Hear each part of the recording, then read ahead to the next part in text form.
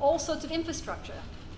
It's a great opportunity to explore how you could do that in a way that is powerfully interesting, environmentally transformative, and spectacular. Because the thing about infrastructure is what?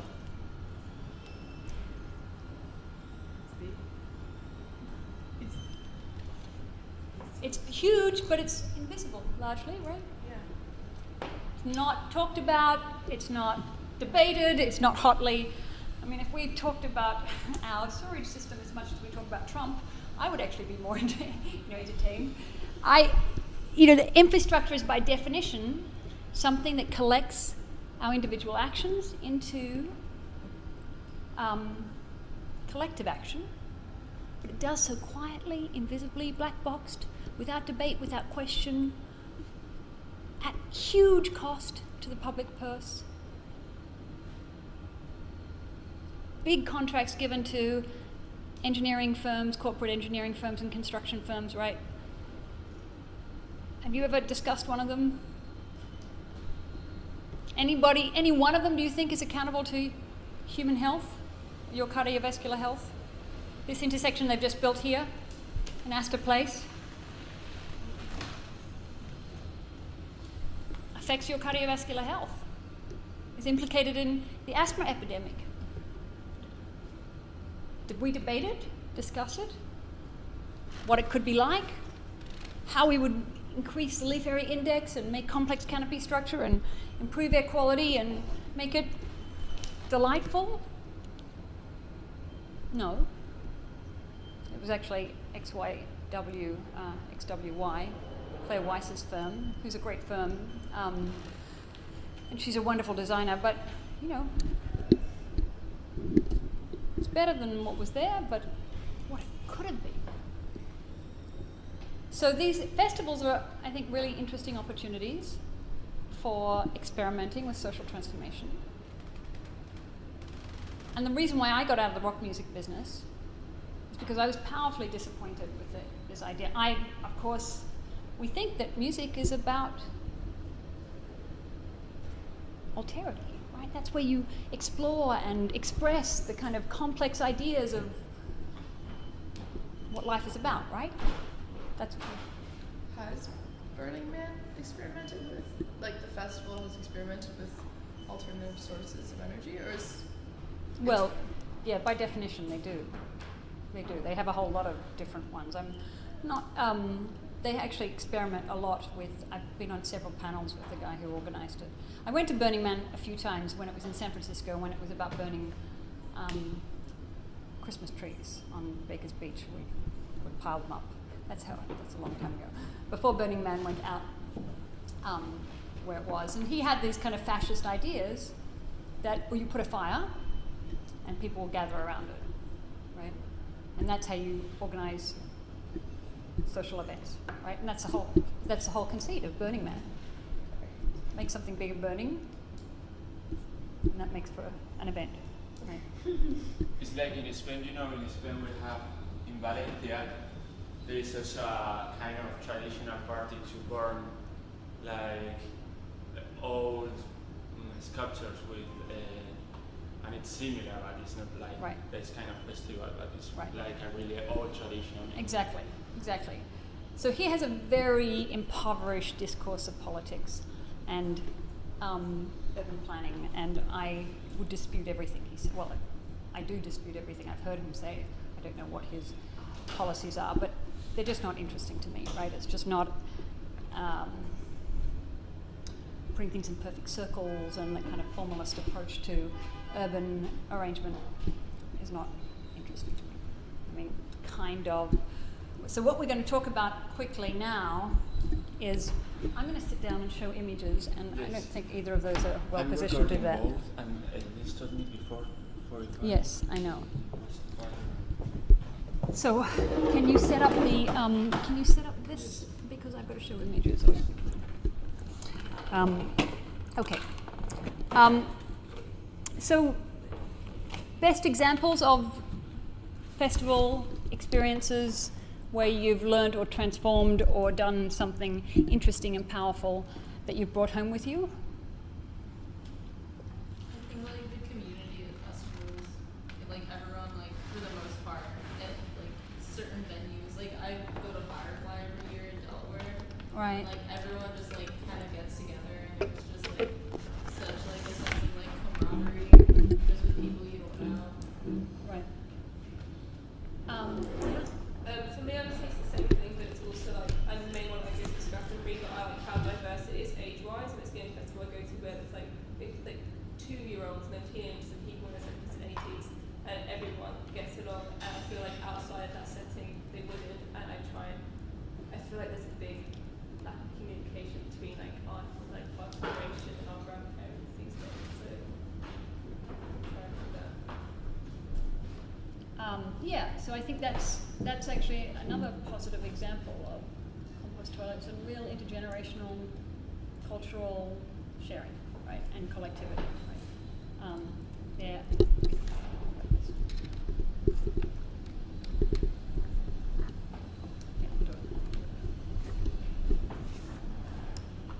Can you do the source?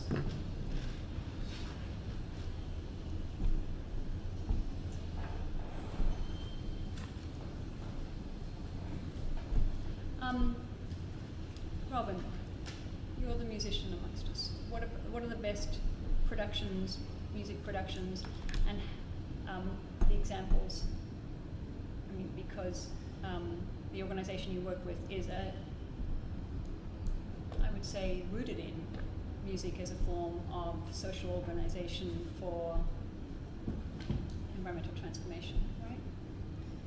Yeah, I've actually never been to Revival. I mean, it didn't happen this past year.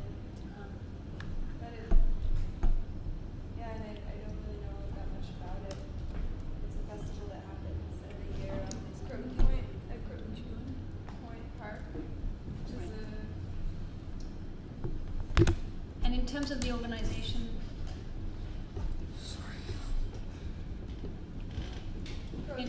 in terms of your organisation, how much funding comes through music? How much would you say you can attribute to the musical kind of identity of the? all of it. Yeah. Yeah, the whole thing. Like they built the boat with money from concerts, and then they were working with a shipyard that was like into what they were doing, and so they kind of built the boat and paid for a very, very small portion of it, and then for the first couple of years just sailed it around the Hudson Valley and just had concerts and just showed up in random places. They did not schedule. So they performed on the boat. performed on the boat To the and shore. People came to the Oh, lovely, lovely. I didn't know That's that how part. they paid for it, and it's the same with the restoration project that's just finished. It's like it's still not finished. It's still not paid for yet. It's this huge restoration where the whole boat was taken out of the water, and it was like $800,000. It's not even that much money, but What, this is the boat or the? the boat, yeah. So, yeah, there's a lot of events like going on now and into the fall, concerts and benefits and musical events that will fund the project. Right. So I have to say, my experience in being in, how many of you have worked in college radio?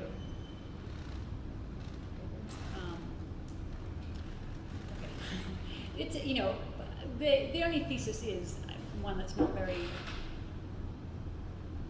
I think the accepted idea is that youth culture is organized through music, right? Alternative political ideas and ideologies through music, right? As a music promoter, I found that not to be the case, in fact. In my experience, when I was deep in the music industry, great heroes of mine, the Go-Betweens or the R.E.M. or Michael Stipe turns out to be a jerk. Nick Cave, turns out to be, he smashed toilet in his hotel room. Out of my pocket. Because he, you know, why? Wait, I don't know. I'm sorry, I don't know what you're talking about. I'm talking about my Talk about experience of these particular rock music heroes who we understand to be voices of the generation that have an articulated idea of youth culture. They have, you know, what do rock musicians stand for, right? That they stand for something. I'm just saying that my rude shock in working in the industry was that to find that it was a drug-soaked, money-focused, misogynist, horrible environment. I didn't have one single. I'll do it. No. Okay. Okay. So I'm just trying to make the point of it could be a place of social transformation. It has been a place of social transformation. It's not necessarily a place of social transformation. But what if we seize these opportunities? What if we really tried to optimize the context of this for... can someone pull out just a brief history of Roskilde? Can you sit down? I'm making me nervous now. No, I'm trying to. Okay, can I do that then?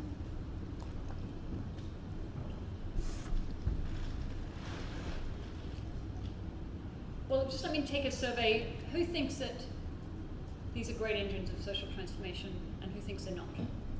They have the potential. They have potential.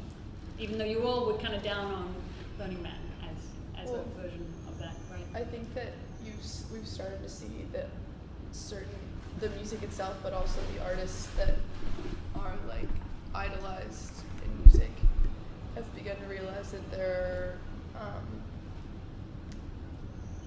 not just in music, but also in any entertainment industry. They've realized that their voices are much more prominent within public communities. So, like, I think things like Beyonce's Lemonade, things like that, where they start to make stands for social movements, using like the voice that I know. Also, Jesse, the guy from Breaking Bad, his wife kind of uses his fame to promote her foundation. Yeah, so it's started, but also I think a lot of these figures that are so prominent as artists, like a lot of the persona that they promote is also really unhealthy in like their actions and ideals. Can I give you guys a quick thing? Just do a little bit of research and find 2 really interesting, cool things that bands have done and used their musical, their stage, their voice to do things. Anyone familiar with like Red or U2's initiatives? Just find 2 examples while I focus on this.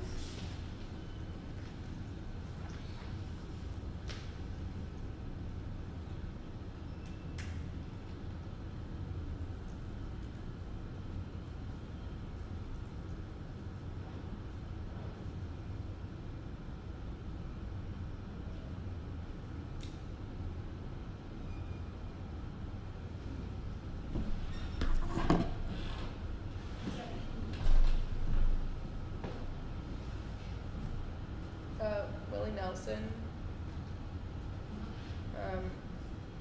with Neil Young and John Mellencamp, they organized the first Farm Aid concert in 1985 in an effort to help family farmers. They raised $30 million. Wow. That's incredible.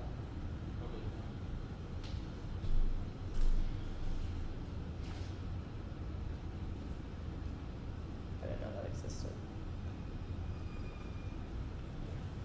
There's a Was it Green Day that gave you showed public transportation tickets? They gave you a 20% discount or something on your tickets. Wasn't that in the UK? I think it was Green Day.